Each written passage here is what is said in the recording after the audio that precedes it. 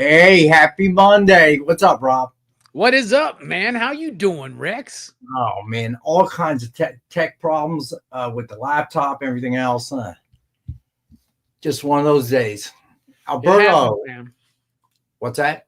I said it happens, tech problems and things like that. But I just want to Yeah, say to everybody, happy Thanksgiving week.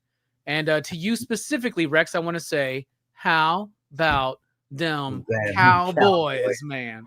I have to say, I just read before we came on the air that finally that guy, Kevin Petula, is gone. They ousted him. And they're bringing back Doug Peterson to do Okay. the OC work because it was tragic. You go up 21, in that second half, I could predict what the Eagles were going to call on offense. He went totally conservative, couldn't protect the ball, couldn't get any first downs, and you cannot play like that. Okay, and Kellen Moore, the days he was here, it seemed like last year, every time he called a play, the defense always gets the wrong play. If they thought run, it was pass. If they thought pass, it was run. This year, it seems like somebody on the opposing team is sending signals. They're looking over Petula's shoulder and sending signals to the other side. When I'm sitting on my couch watching a game and I can predict what they're going to run, you got a problem, man. You got a serious problem. That guy is. So you're saying the booking is stale? Once again, I feel two things I need to put out there before we start anything tonight. Good. One is, once again, the NFL is raw.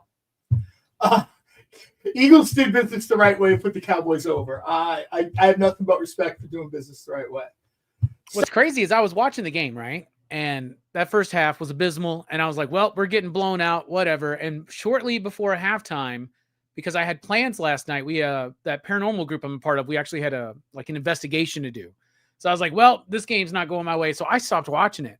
So I get back late last night about 1 a.m. And I'm like, let me just check the score. And I was like, what?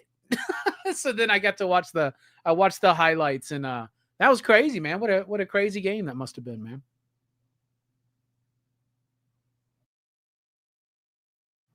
Are they frozen? Y'all are muted. Yeah, you. Hold on. Yeah, you're muted on your side for some reason, Rex. And I can't fix it back here. Do they even hear us? I don't know.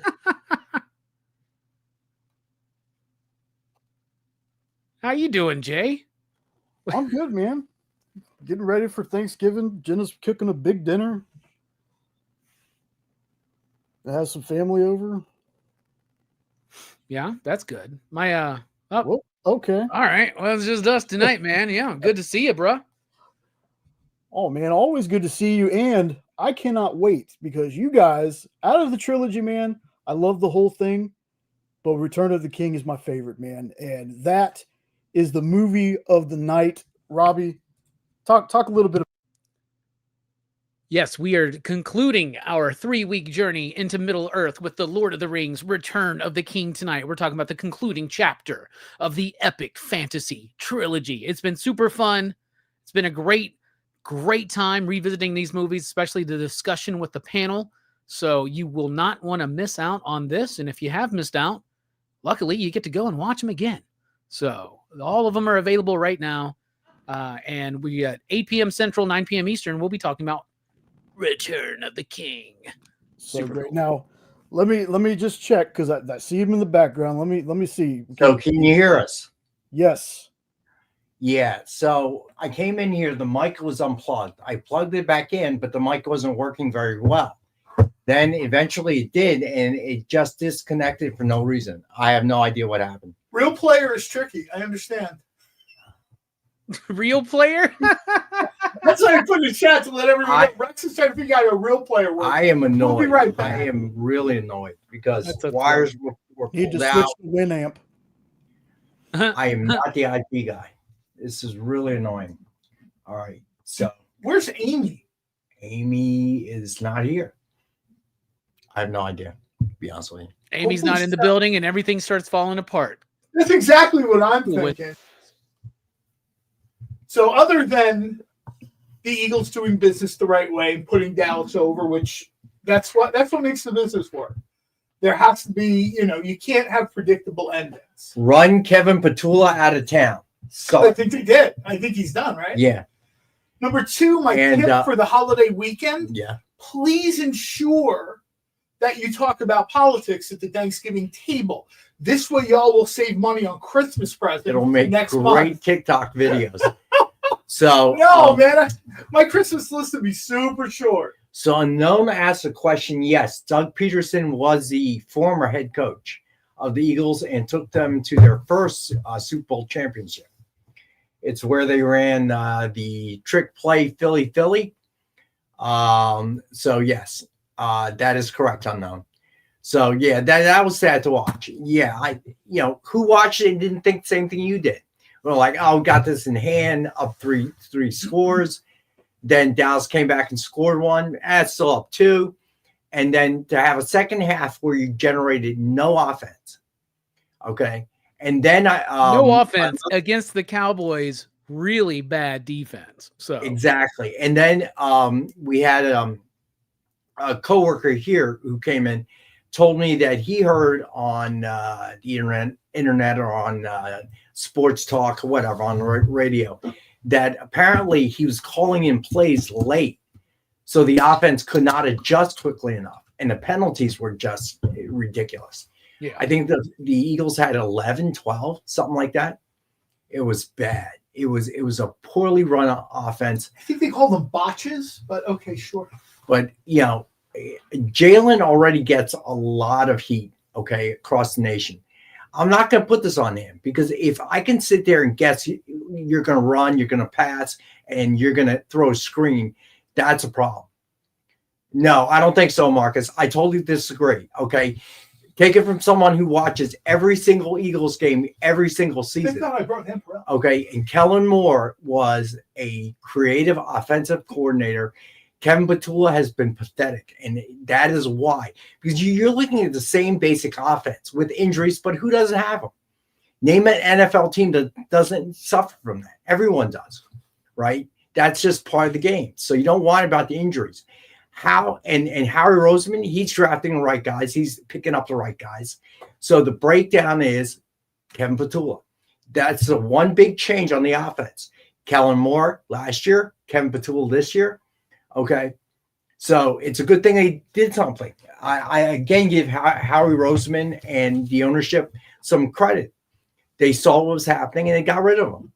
So it wasn't just me that was seeing that. I think Doug Peterson was a good coach. I think given the right tools, he's a creative. That's the guy that came up with Philly. Okay, is Doug Peterson. Okay, during a Super Bowl, he ran a trick play. It worked. So I think he's a creative guy. I think he got kind of a raw deal in with the where was it? Jacksonville. I think got a raw deal while he was there. Ownership that didn't care. Okay, kind of the Florida Marlins kind of ownership, if you will. And he couldn't do what you saw what's happening in Dallas. The Jacksonville ownership has much more important things in mind than football. Yeah, money. They own soccer and AEW. But you see what's happening with Dallas and Jerry Jones. What a bad owner can do to your franchise. Okay, for 30 years plus years. Okay, starting with getting rid of Jimmy Johnson. Yeah. So yeah, ego, right? It gets involved in so much, especially in the corporate side of things. So yeah, so I'm glad Doug Peterson. I'll tell you what, dude, that Dak touchdown though, that dive, that was so sweet, that was so smooth, that was great. I love that. What's that again? Say again. The Dak touchdown when he ran it in and he did that like leap over and like flip, and man, that was cool. Yeah, but you guys have got to be concerned because he's dropping a lot of balls this year. Yeah. Yeah, I as a Cowboys fan am very concerned. like I told you, they're going to give us false hope. They're going to give us false hope throughout the rest of the season, Rex, and then we're going to wind up losing to the Giants to miss the playoffs or something. But that's what's going to happen. Dak was more or less on target last night, right? Yeah, and it hit Dak square in the hands. I'm sorry for the amount of money you're getting paid. You need to come down with that. You're talking about CD. You can't say, "Oh, my bad." You're talking about CD, right?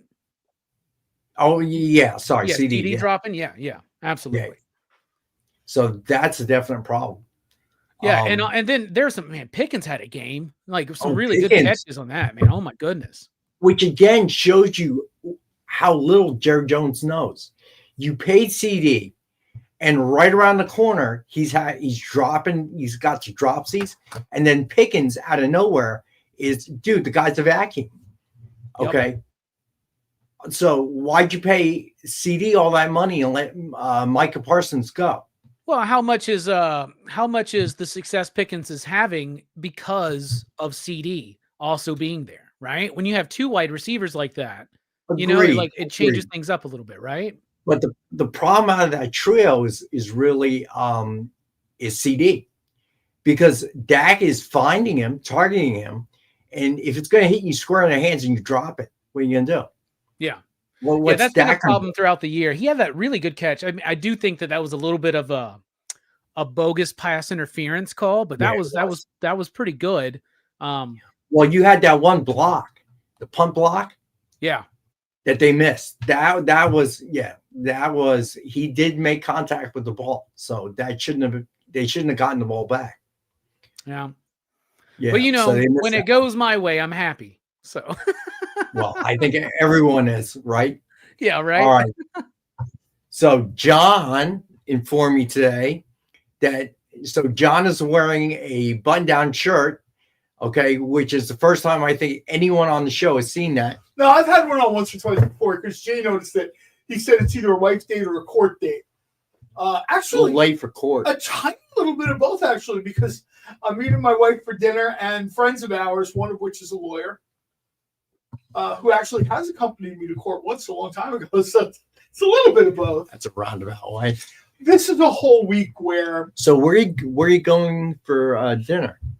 What? Oh, we're just going over to Carlucci's. Oh, right down the street? Yeah, right. Oh, okay. Right nearby. I think I've only been there once. Well, they stopped serving. She's over there now. I told her I would come. It's the one right by where the old Pirates Inn used to be. Hillside, right? Yeah. Like a house. Well, now it's a big house because they added. Yeah, I know that. But yeah, it's by the water. It's nice. They're over there. I figured if I had to leave the house anyway. No problem, unknown. I mean, plus I was honestly, like I said, I wasn't sure if I was going to be here because we watched the game down the shore last night. We left Mar at halftime because this just looked like, well, what are we here for? Turns out you were wrong. Well, the funny thing is we missed a bit of the third quarter because we got back to my buddy's house. Decided if you wanted to crack open a bottle of something, reheating leftovers. All of a sudden, somebody looks at their phone and says, "Put the TV back on." And I think it's like 21-14 or something. And I'm just like, and of course, two of my friends immediately whipped their heads around and they're like, "Don't give us that NFL is raw." And I was like, "Okay, I won't." And then, of course, Dallas comes back to win. And I was just sitting there like this, watching. And they're like, "Just shut it off. Just shut it off." I was like, I mean, these are like hardcore Eagle fans. And I was like, we could go back to the bar, but I think it was be pretty devastating now to watch. It was heartbreaking to watch. But Dallas did what they had to do. They stayed in the game, and the Birds clearly didn't do what they need to do, which is unfortunate. So hopefully this switcheroo will change things a bit. We'll see. And a crazy season, man, for sure. It has been. Shedeur Sanders had his first win. So I'm happy to see that. Doesn't this always happen, though? What? There's always this deal in Philadelphia where they're doing well for a while. I mean, how long have I lived in South Jersey? My entire life between Atlantic. Well, last season was, they ran away with There's always this sort of it's going well. There's a hiccup in the road. It's like y'all are still 8-3 though.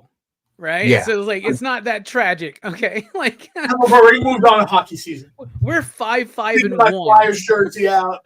Bernie Piranha's dead. Okay. And we still haven't won another one. Well, man, at this point I'm just waiting for spring training. Yeah, right. That's right. I'm waiting for Red April. Forget Red October. I'm just waiting for Red baseball April. Come back, man. That's what I'm saying. But did you check out Wicked for Good, John? Did you check that out this weekend? I did not, because I wanted to let all the younger people go. I don't really have an age-appropriate niece or goddaughter to bring anymore. Like, my goddaughter in college texted me. She's like, in like the 15th grade now. So she's like, it's weird for her to go. So it's really weird for me to go. So I'm probably going to wait a week until, I can slip into like a 1:00 show. Hopefully kids are back in school or whatever, so people aren't back there like, dude, what are you doing here? Yeah, we were going to go Thursday night, and traffic was such a mess. It took me forever to get to my girl's house, and I was like, let me tell you something. That theater's going to be crazy. It's going to be filled with like 13-year-old kids. Yeah. I was like, tell you what, let's go Friday afternoon, 2:00, because so this is my secret. When I watch a movie, me and my girl, when we watch movies, we actually will have the captions on. Right? So in case we don't miss like names and places and things like that. So what I'll do is I'll find the closed caption showing, because nobody goes to those things. So we went to the 2 a.m. or 2 p.m. showing, closed caption. It was us and 2 other people in this giant theater. Yeah. And I enjoyed it. I mean, I've heard that the Wicked stage show, it's notoriously known for having a weak second act, right? So I think there was pacing issues with this movie, but I did still enjoy it. So I was happy. There was I've never seen Wicked on stage. Some really clever things about which characters become which characters in the story that I was not expecting. So that was really fun. I never like to bash the movie medium. Right. Wicked is something I enjoyed more on stage, just like Phantom of the Opera is something I enjoyed more on stage. It's just certain things seem to go over better, at least to me, when I'm there live. Like Annie was one of those. Yeah, the movie was anything horrible. They made a movie of, a chorus line, Rent. I've seen a lot of this stuff. Cats, all this stuff is better on stage. Yeah, and everybody knows I'm a movie guy. I love movies, but when they try to kind of migrate that or whatever, I remember reading Wicked by Gregory Maguire on a flight. I forgot something to read, right, and it was in the seat pocket. And I picked it up, and I'm like, is this What If for fairy tales? And it was What If for fairy tales. And I'm like, this is a cool idea. I had no idea that was going to be the beginning of like a 30-year run of publishers at Disney sort of what-ifing, their own products. You know what I mean? Disney does, from what I understand, Disney does a real brisk business, Disney Publishing, in essentially the same thing. What if what if Gaston killed the Beast? What if they might have other names for it? What if Captain Hook beat Peter Pan? Apparently, they do quite a lot with this. Some of it's going to be adapted for Disney Plus. Wicked is a movie, a lot of fun. I hope everybody enjoyed it. I'll go check out Wicked for Good next week, probably. Wicked on stage was great. Wicked on stage was great. Plus, I'm a ludicrously huge mark for Idina Menzel. Like, I would buy a ticket to watch her read the ingredients on a toothpaste tube. So, sort of doing the thing where, it's, for me, it's a huge step down from seeing her to now seeing anybody, really. Space Case, what's up, man? Does not mean I mean, and the other problem is Gina is such a hardcore, my wife is such a hardcore classic Wizard of Oz fan. She won't even say it. She won't read the books. She's not interested. I told her that, we're going to have we're going to have a comic of the Wizard of Oz. She doesn't care. She watches the original movie like 4 times a year. Right. That's it. She doesn't care about. And I even explained to her, look, they didn't make this up. Frank Baum did more stuff than Oz. Doesn't care. I got her like this. I went to the Folio Society, which if anybody is a gift giver for books, they do like these high prestige format books. They do amazing stuff, man. Amazing. I got her like 2016 or 2015. They did like the Books of Oz in this lovely sort of, calling it a slipcase is not even, calling it a slipcase isn't doing it justice, but it's a lovely set. She has not taken it out of the shrink wrap. So I told her at some point, look, throw it on eBay then. No, it's a gift from you, so I won't ditch it. Yeah, but you're not going to read it. Right. You know what I mean? She didn't like the Emerald City TV show. You know, and I get it. Some people just can't. Does she not like other interpretations of Oz because she watched Oz, the HBO show, and she was very confused about what was going on? Man, I gotta tell you, I love that show. I do too, man. That show, like straight up, show kids that show, and they will not ever want to do anything to go to prison, man. That's like scared straight for sure. Scared straight for good. All right, let's do shout outs real quick before we have to go to break. All right, so who's in the house? Everybody's in the house. They're all there. I saw them. I saw Mike Asbill in here earlier. Marcus, of course. Preston, what's going on? Alberto, what's happening, bud? Unknown. Easy Go Lucky, what's happening? CJ, what's going on? Let's see. Who did I miss? I want to see them do a play for Platoon. Oh, no. That'd be cool, actually. That'd be cool, man. You want to see me part with $100? There you are. So, Preston, I said hello to. Let me see who else is there. The next thing I'm seeing, I have to go check the date, is the Stranger Things first year thing or whatever it is. So, you saw the Netflix house? They're going to, it's traveling something or another. Yeah. It's going to be somewhere in King of Prussia, I think. Yeah. I mean, they're sort of, once they decided they were going to build the Netflix headquarters or whatever it is on the Monmouth battlefield, and you'll still have the same 8 to 10 people from the New Jersey Historical Society protesting as Netflix puts up their 14-story building or whatever. I get it. I saw the Acres in we here. have 1 million Revolutionary War battlefields, and the one in Monmouth is really just a wedding venue. Corey, what's happening? It's not like it's Gettysburg, too. Let's be clear. You know what I mean? It's not. You know, if they were going to put like a mega mall on Gettysburg, I'd be like, hold on a second. All right, I think I got everyone. Space Case, what's happening, bud? All right, I think that is everyone. All right, let's do the giveaway of the night. It is Black Widow cover sketch by Kirstine Danica Lim. Nice. The hashtag is, as always, EXP Monday, all lowercase. All right, It's almost like if Black Widow had a like cartoon on like Crunchyroll. I love this. So consider this the Friendsgiving, if you will, show. So somehow I managed to sneak by lowered prices again.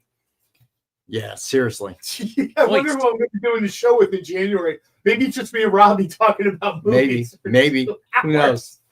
So he occasionally throws out a comic book. I'm sorry to interrupt you guys, but if you want to buy a comic book, this is available. here it is. All right. So we will have lower prices. I have single medals, sketch covers, a treasury edition we'll do as the best offer. And then I thought the treasury edition in the email. That looked very cool. different back issues. And then, of course, the books coming out this week on Wednesday. All right, so we'll call this the Friendsgiving show, the Black Friday show. Call what you will. All right, we're going to take our. Nick is going to do a Black Friday. That's what they said. No, but I'm like, what are the deals going to be on Nick's show on actual Black Friday? Becky, what's happening? All right, so we're going to take our first break, and we'll be right back. So hang out. Symphonic verses, Nocturne's romance. A song of romanticized darkness, dreaming death by sleep.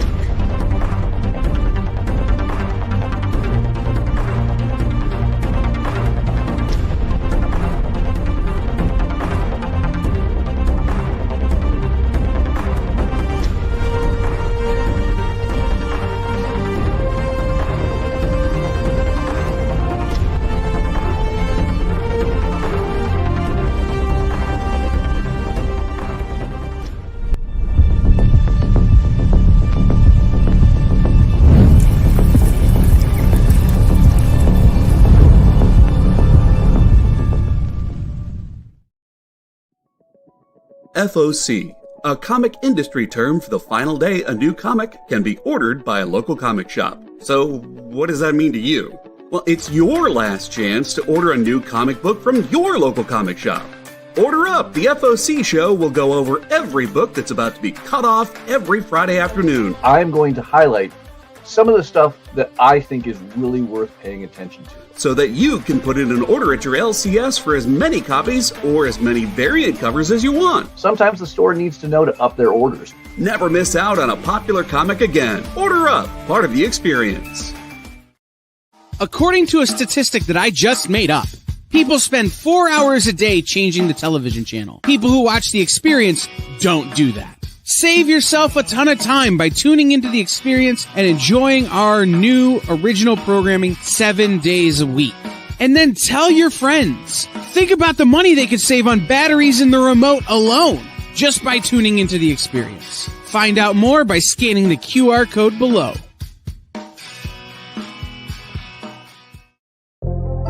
In a world where you hit like and subscribe on our YouTube channel, That'd be really great. Thanks.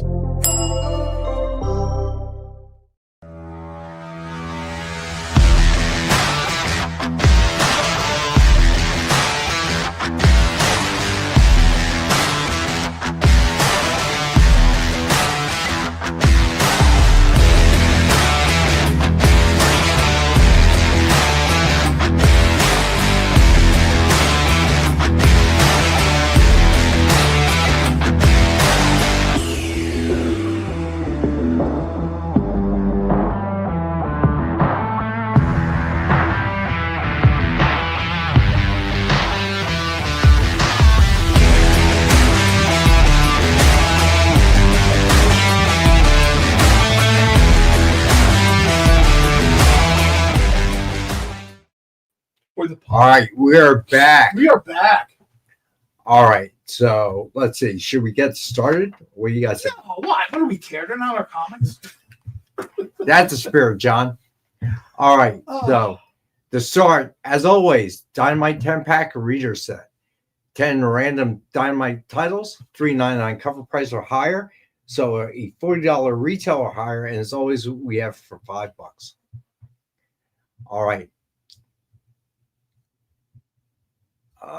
Trade paperback show. I love the idea of a trade paperback show. You wouldn't even have to pull anything. Just pull stuff off the shelves behind you. I can't pull anything out of this room. You can't know how to work here. Yeah, but that goes in your trunk. All right. My trunk, actually. Then the best deal we've ever had, the DF mystery box. 2 CGC 9.8s or 2 metal covers or one of each, up to you. 1 virgin, 1 signed, 1 exclusive, and 10 back issues. $200 retail value guaranteed, and we've got it for $85. Although I did see a preview for that show, Order Up, and it has like a diner motif. And now I'm thinking, why are we doing this show from here? So, you know what? Talking about movies, I hey, have Tracy. friends who own diners. Talking about movies, I saw a movie I think you should do on your movie nights. It was just released in 2025. And I have to admit, I watched it just because I had nothing better to do on Saturday. Turned out to be quite interesting. You may have seen it. Called Mickey 17. Oh, yeah. Oh, with Robert Pattinson. That's a Robert. Yeah. That's Robert Pattinson. I didn't know Times what to like 60. expect. Yeah, I didn't know what to expect, but I have to admit, it kept me entertained and riveted for about 2 hours. I was really wanting to watch that one. I remember when it came into the theaters and I was going to watch it. And then the next week it was already gone. It was already out of there. It is on. But it's It was directed in by. Who's it directed by? It's directed by the cat who did Parasite and the host. Yes. Yeah. I have to tell you, it is a sci-fi comedy. And I'm like, what? You know, so I'm thinking something like Starship Troopers or maybe something like it, which it wasn't really a comedy, but it was more a satire, if you will, tongue in cheek. Starship Troopers might be the greatest thing ever done by Hollywood. But I have to admit, Mickey 17 was, as you say, unknown. It kept me riveted. It was interesting. The storyline was not what I expected. And the characters, who's the guy that played Hulk? What's his name? Which one? Mark Ruffalo? Eric Yeah, Bana? Mark Ruffalo. He's in it. Pattinson's in it. I I didn't really recognize the female characters or the female actors. But I have to tell you, it was entertaining. It was a comedy, and it had all the elements you want in a sci-fi show, but through a sci-fi movie, but it threw some curves at you. It really did. Yeah, isn't that like a Korean movie or something that they made? That I don't know. I feel like that was like almost like the Three Body Problem. That's from somewhere else, and this is the American version. I might be wrong. But somebody mentioned Sisu 2. Yeah, I'm super excited to see that. Sisu is a great movie. I don't know if anybody expected much from it. It's amazing. I will happily go see Sisu 2. I know it's a thing they can't just do indefinitely, but the actor, everything about that, if you kind of like to see, Nazis get what's coming to them during the war, it's a great movie. Right. Yeah, it's grandfather. There's not a Korean version, but the director is a Korean director. It's the guy who did, Parasite and Snowpiercer and whatnot. So it's based on a 2022 novel, apparently. So okay. It was a good movie. movie. I mean, I think it's cool. I'll tell people watch that. I'm not the biggest Robert Pattinson fan. I'm not like sold. Yeah, but I thought he did Hollywood really well. He did a good job there. Yeah, because it's in a weird movie. Let's be honest. It's a little bit weird when they tell you, hey, you're going to be doing this. Yeah, it is. It's weird, but not, I guess, in a good way. It just was riveting in a way. You know what movie really pulled me in on, turned me around on Robert Pattinson? It was Lighthouse. The Lighthouse. He's so good in that movie. Him and I love Lighthouse. The movie's good. If I'm wrong, I think it's an A24 movie. I don't think they've done anything bad. I mean, they've done stuff I've liked more than others, but I haven't seen anything that was awful from them. Right. Robert Eggers, and I've loved every single thing he's done. The Witch, The Northman, Lighthouse, and Northman's great. And I'll tell you what, people who might not be aware of it, The Lighthouse, if you're a fan, has a little bit of a Lovecraft vibe. Now, when I say Lovecraft vibe, I'm not talking about like a giant monster coming out of the water. You know what I mean? It's not a kaiju movie or whatever. But if you've read different sort of Lovecraft stuff, there's some Lovecraft energy in that story. Very much so. Madness and isolation. For instance. Yeah, very much so, man. I tell and anyone. it's such a cool movie because it's like basically taking all this superstition and mythology from sailors, right? Yep. Like sea mythology and sea superstition and kind of putting it all together in one thing. That movie's crazy. And there's an interpretation of that movie where he's there alone. That Willem Dafoe is not there, right? Yeah. So there's some interesting they're drinking like the oil for the lighthouse and everything. Like that's a crazy movie, man. I'll tell you, that's a movie you should see sort of. I will say this. This is a movie you should probably put on at like 4 p.m. Because if this isn't your thing, I don't know if I'd put this on like at 11 at night when you come back from the bar, because it's super trippy. It's great, but it's not the sort of, like I jokingly call these things Canadian. What's up, man? TNT classics, right? Blades of Glory, I'd watch at 5 o'clock in the morning. I turn it on. It's a blast. Everyone's having fun. But she likes me, Lobster. I saw Jay post that. I love that bit. That movie. Have you seen that movie, Rex? Have you seen The Lighthouse? I have not. Wild movie, black and white, 4x3, but feels very old school, very expressionistic, right? Like it's interesting. Such a weird movie. We covered it for March Madness, appropriately so. Earlier. Hey, what is it? I'm sure you did it when we were dealing with our tech The Lord issues. of the Rings is continuing. So the last one, right, tonight? Tonight's Return of the King, man. This has been such a fun revisit. We've had so much fun rewatching the movies, but even more fun discussing them. So tonight is the conclusion. Lord of the Rings, Return of the King. So I did binge. Yeah, Tracy, absolutely. I would tell anyone. I mean, I'm sure Robbie has done this on his show. Robbie, you've probably done a Lighthouse movie night, right? Yeah, we did it for March Madness earlier this year. Oh, you just said that. I'm sorry. Yeah, I just saw Tracy in the chat. Yeah, I would tell anyone, like, tonight when you're done with all the YouTubing or whatever, put it on. It is, I think it's on HBO because all the A24 movies are on HBO, right? Correct me if I'm wrong here, but I think it's on there. Yeah, I'll look it up. There's like an A24 portal on HBO. So I would go and check that out. They sort of have I mean, it's a studio. Let's be honest. So far, I haven't seen any misses from them. Yep, HBO Max, 100%. That's where it is. Yeah. And yeah, I mean, this is a movie where I don't want to say too much. Robbie's already kind of, giving you the thumbnail. This is like an observation of a descent into madness and isolation. Right. And if that's your thing, you know what I mean? It's just some of the podcasts I listen to, it's like, somebody has been sent down to an isolated Arctic research station. And is there really a monster down here? Or is it just in your imagination? Is the friendly dog actually there with you? Or let's be honest, man, are you just nuts and it's by yourself? That is kind of a little real specific subgenre that I totally enjoy. So I also binged season 3 of The Witcher and season 4. Robert, what's up, buddy? And so they changed the main character, Geralt, from Henry Cavill to Liam Hemsworth. Yeah, I gotta say, Liam Hemsworth did a good job, but the problem with it is it's too hard a left turn for me. You know what I mean? Because you didn't change the character, and I know it's been done before.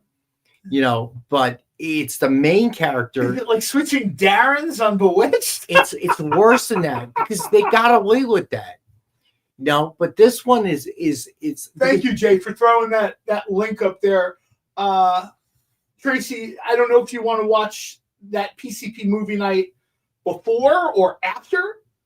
You actually watch the movie, but I would probably do it after. But yeah, I definitely would watch it after.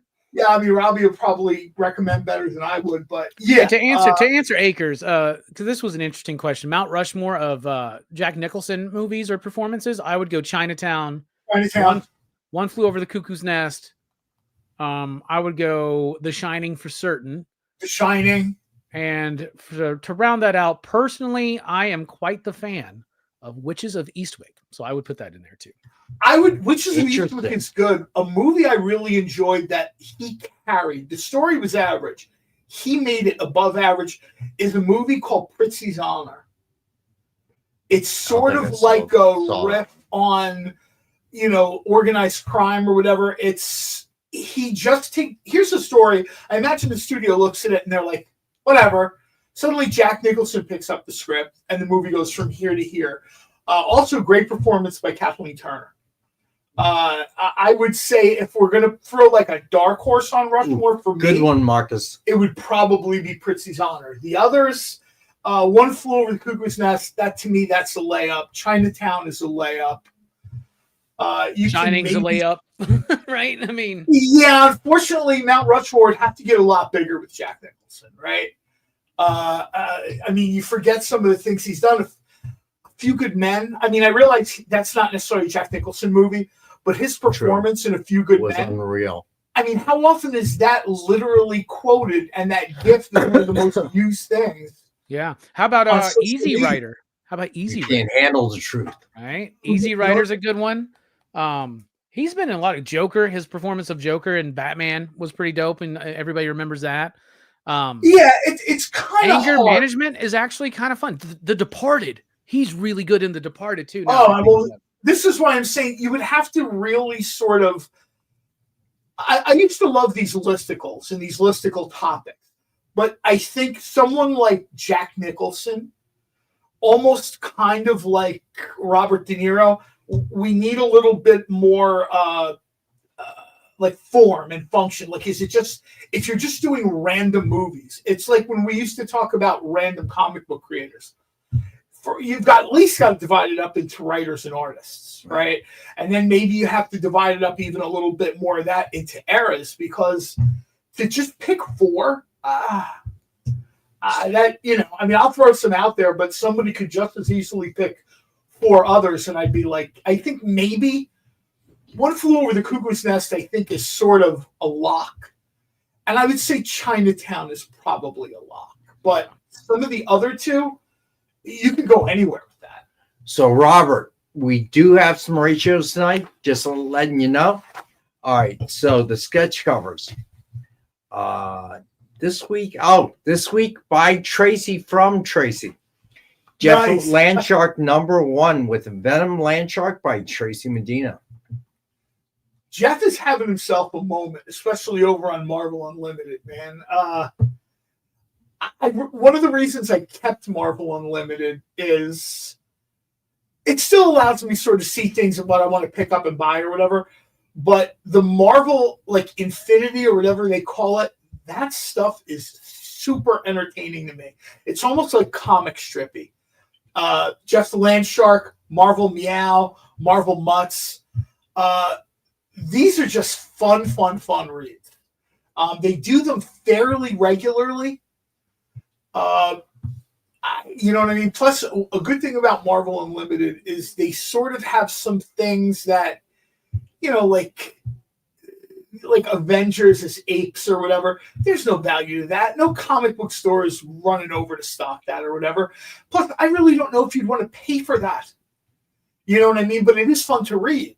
Right. And this is where when we get into these discussions of physical medium versus digital, I'll tell you where some digital comics are great for, where it's that thing where you might not read it if you paid for it. But if it's included with a subscription service or something, yeah, sure, I'll check it out. So, Corey, I'm sorry, bud. I have been following up with her, but we have had so many sketch cards that she's been working on.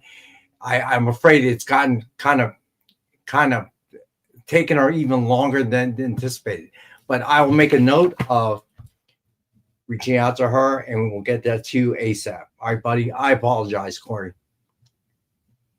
Court Dread. All right. So this Land Shark we have back at 65. MSRP of $149.99. But you know what? We're gonna do it for 55 tonight. What? So Tracy some love. What are you doing? It's 155. No, He still gets same rate. Oh, okay. All right. We take this. All right. I'm going to be the next Spencer Beck, agent of artists. Yeah, there you go. No, I am not. All right. Next up, we got Superman Unlimited #1 with Superman cover sketch by Dan Neilinger. Suggested retail of $149.99. We have it 65. I'll do this one for 55. Heck, I'll do all sketch covers tonight for 55. Whatever. It is Black Friday pricing, if you will. All right. Then we have Luke Cage, Power Man, cover sketch by Joe Del Beato and Mariano Nicieza. Suggested retail of $149.99. Is it collage cover, right? Yes. Yeah, I just said. We had it at 65. I'll do this for 55. And I think some covers work as a collage better than others. I think this one works really well. The kind of busted through the wall. I like this a lot. All right. So here's the best offer of the night. Batman Strangest Cases, Treasure Edition by Cole C.K. Kent and Mariano Nicieza. Suggested retail of $179.99. We're going to do best offers starting at 15. Is there just one of these? Yes.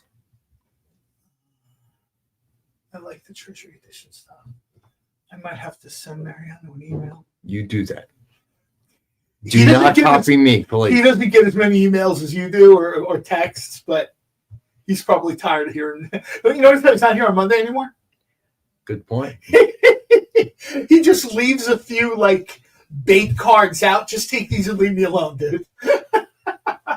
All right. Unknown's in at 15. All right, Unknown. Yeah, I looked at this when I came in. This is so cool. I will leave it open until the end of the show, right before we do the drawing for the giveaway. All right, how's that sound? All right. JR, we all Robbie Marks one way or another. I'm not. Very true. I'm not. Well, Jay commented he's Robbie Mark. I'm like, aren't we all Robbie Marks in one way or another? Mark for yourself, man. The guy's a jerk, man. I hate that Robbie guy. I'm sorry. Only one guy marks for himself, and being Bret Hart is already taken. I'm sorry, man. Oh my God, Bret Hart needs to stop, dude. Like, what? Like, we get it, dude. You hate everything. You're super bitter, man. Who cares? Move on. I am the greatest athlete Canada has ever produced, and I'm telling you. All right. That would be Wayne Gretzky, I would say. But anyway, All right, some back issues that we have. The Monster and the Wolf #1. And this one we have for $15. This is one of the covers that I pulled when I opened up my blind bags. That's There super you cool. go. All right. So then we have the Fresh Poo of Bel Air. This one I like. Oh man. When you It's first said that, limited. you're like, "We have a fresh poo," and I was like, "What? What?" We'll be back after these messages, everybody. Extended break. All right. This one is limited to only 100, and this one is number 48. And we have this one for 10. Then we have Batman number 47, Harley's Little Black Book. And we have this one for 5. Then Army of Darkness and Xena Warrior Princess #1. This is a great book. Yeah, I know, right, Robert? And we have this one for 5 as well. All right. Ash Then works with everything. what's that? Ash works with everything. He sort of does, doesn't he? Well, I've Sort seen of. you go to like these super hardcore Action Army of Darkness like fan groups on Facebook. It does not matter what horror villain you pick out. Killer Clown, yeah, Ash just cuts his head off. It doesn't matter who you're sort of, they had a serious conversation one day about like I think it was Ash versus like Pumpkinhead. And people were like getting personally offended. And I'm like, these are 2 fictional characters. And I had to sort of, like, look, I get it, man. Yeah, Ash would cut a lot of people's heads off. He's got a chainsaw on his wrist, but you guys are getting too. And Stephen Denny, you're right. Canada's greatest athlete was Iron Mike Sharp. I think he just recently pass away? Iron Mike Sharp's was one of those guys that sort of, he's like an old school guy, and I love the way he sort of came in, did his thing, and went home. Like he never saw the guy on like a million podcasts and all that other stuff. Thank you, Jay. Thank you for I was hoping somebody would pick up the fictional character reference. All right. So then we have Amazing Spider-Man number 800. Got this one for 5 as well.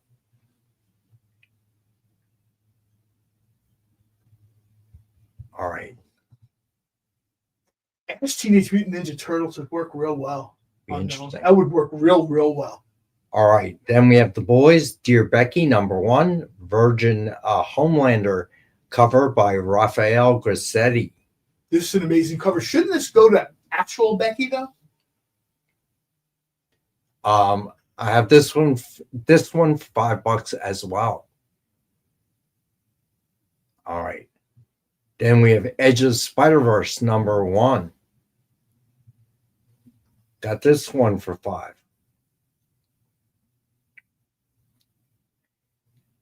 Then we got this one I picked because guess why?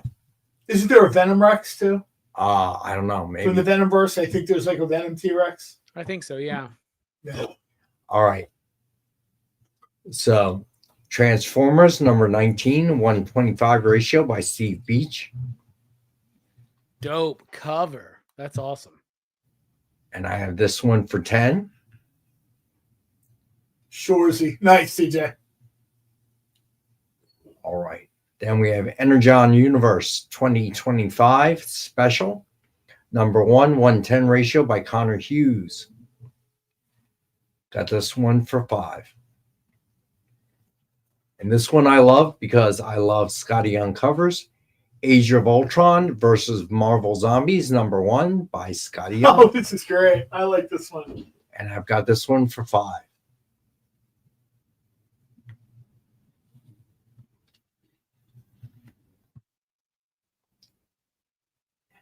And another Mark Spears Monsters #6, but with Vampirella.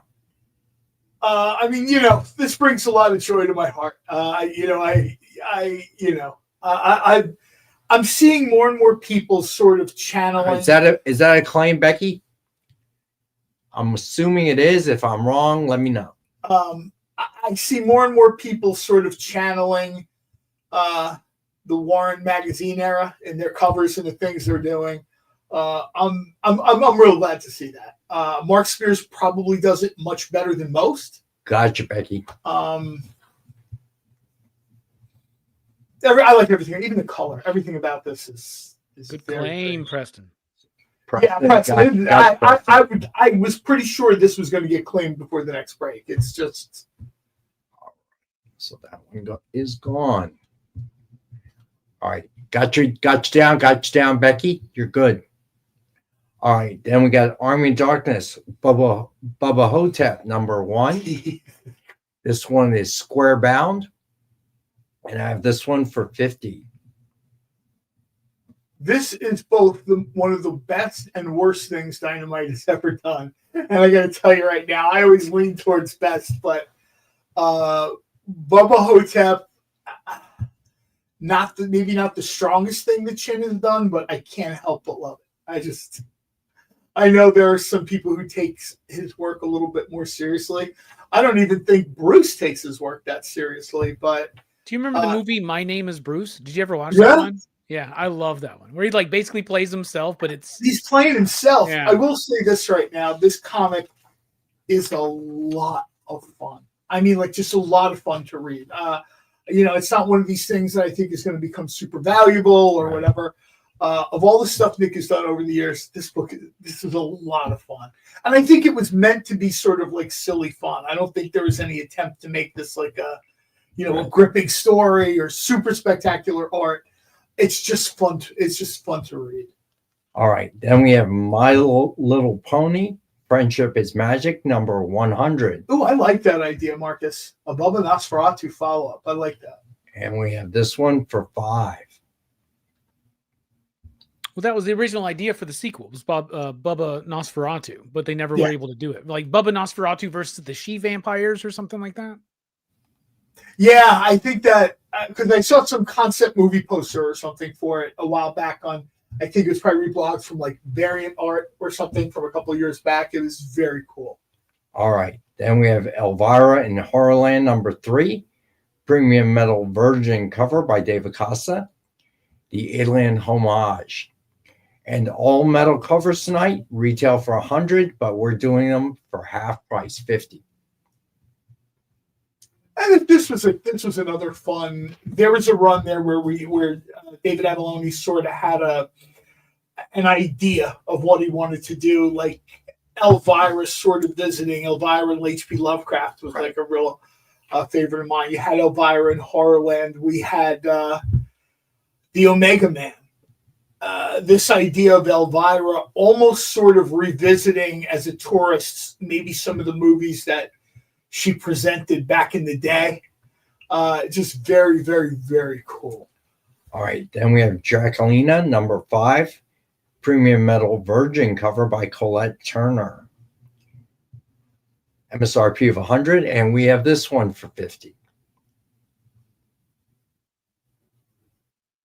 So Jay, we have a new scanner in the office.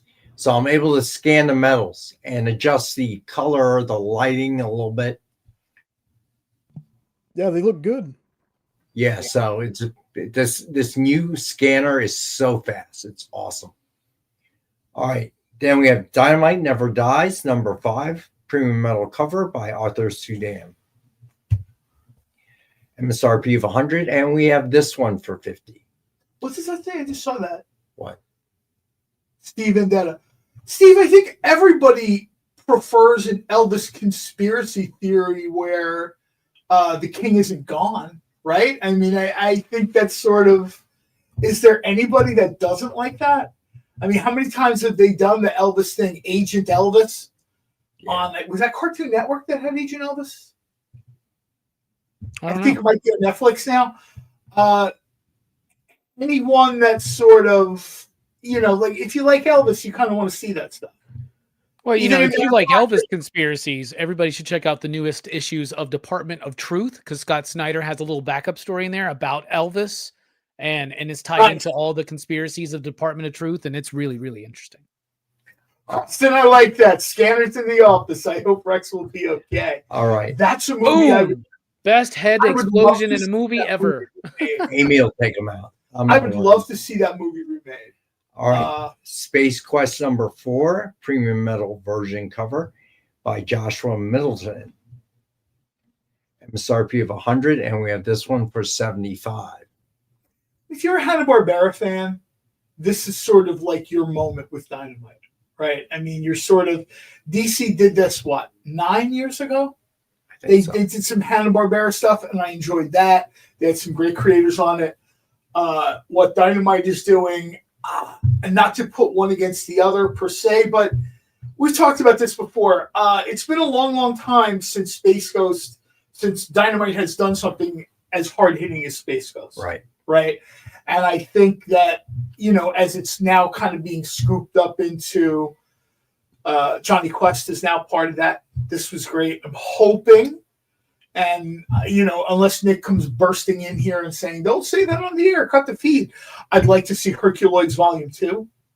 I'd like to maybe see Space Ghost Herculoids, something like that.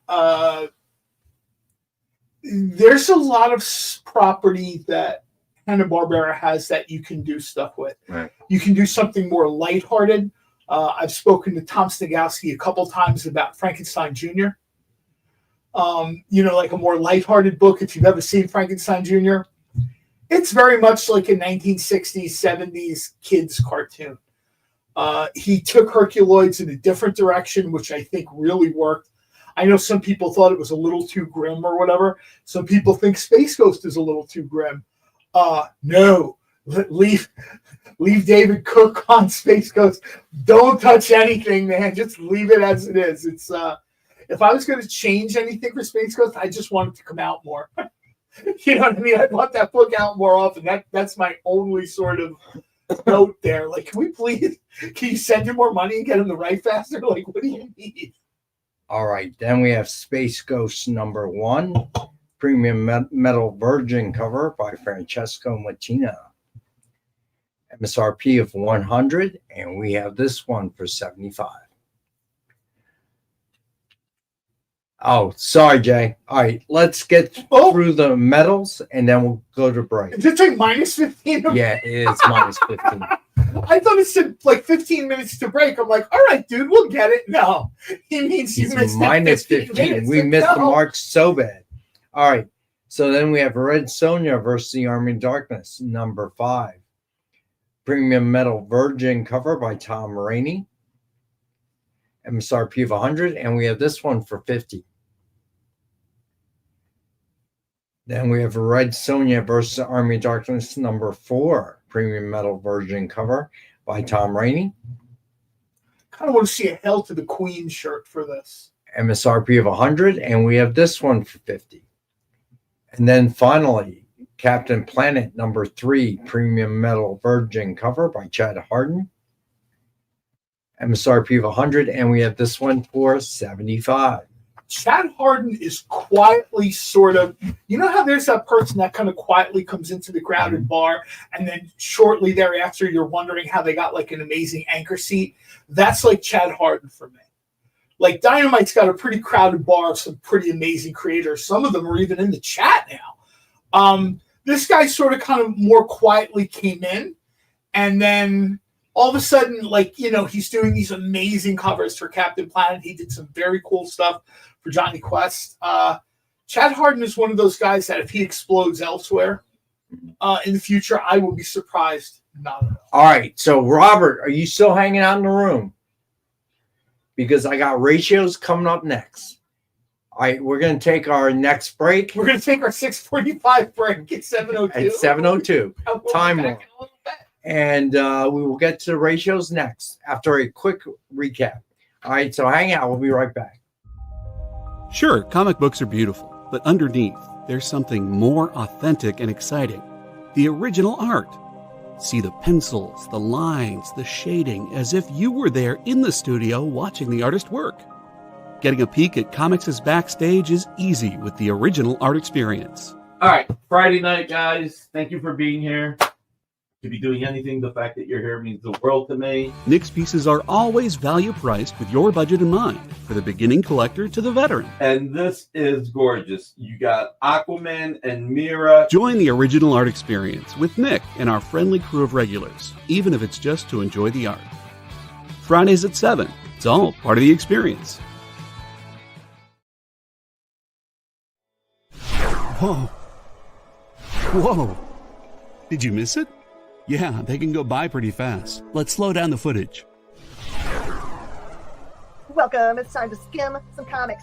Miles Morales Spider-Man, I will just tell you that Miles is very important in his role as a vampire. So. It's fine. If you like Hercules, read it. If you don't like it, don't worry about it. It's fine. The art is still stunning. There's a panel, little spoiler, there's a panel in this where Chitauri first hits Lion-O, and he is the best "did she really just hit me" face I've ever seen put in a comic book. Wow, live reviews of new comic books so you can be ready for New Comic Book Day. What is this? Oh, I see. It's Minute to Skim It. Part of the experience.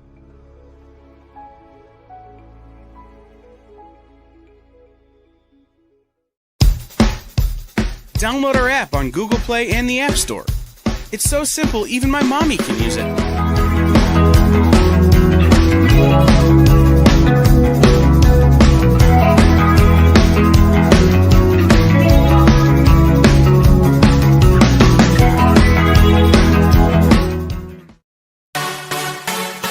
Twitch, it's not just what happens when you have too many energy drinks anymore.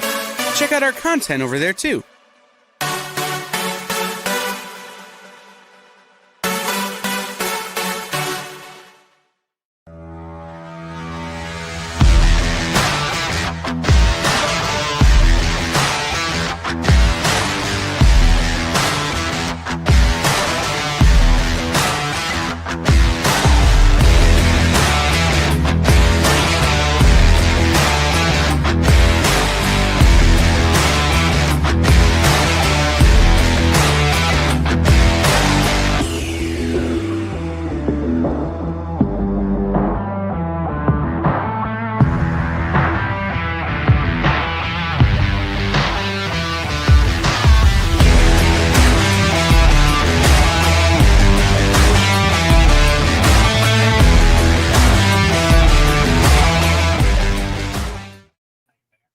All right, we're back. All right, so let's do the ratios first, and then we'll do the recap.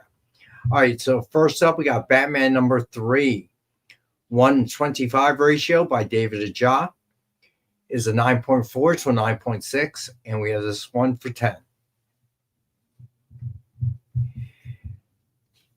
Then we have Amazing Spider-Man number 16, Legacy number 980.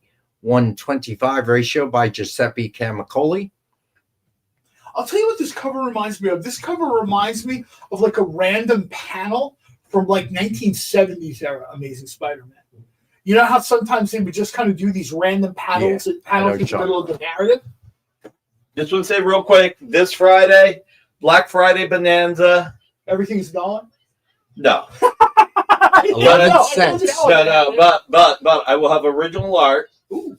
There will be. That's good. It's the original art show. Yeah, I know, right? A few pieces at $25. Ooh. Oh, wow.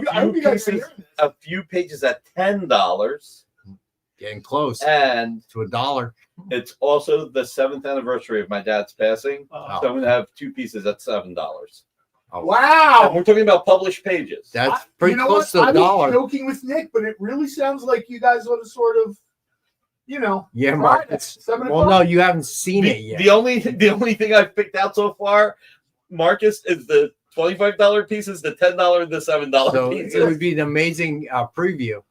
The only way I play without looking, only once the show's live.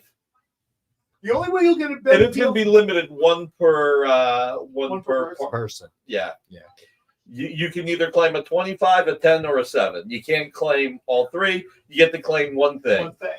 The only way you guys are going to get a better deal than that is if you're meeting. Pizza's on Friday. No. I tell you what, Eddie, I'll get you pizza that you can claim for $7. Everybody else can claim the art. Yeah, I'm not chipping that. Just letting you know.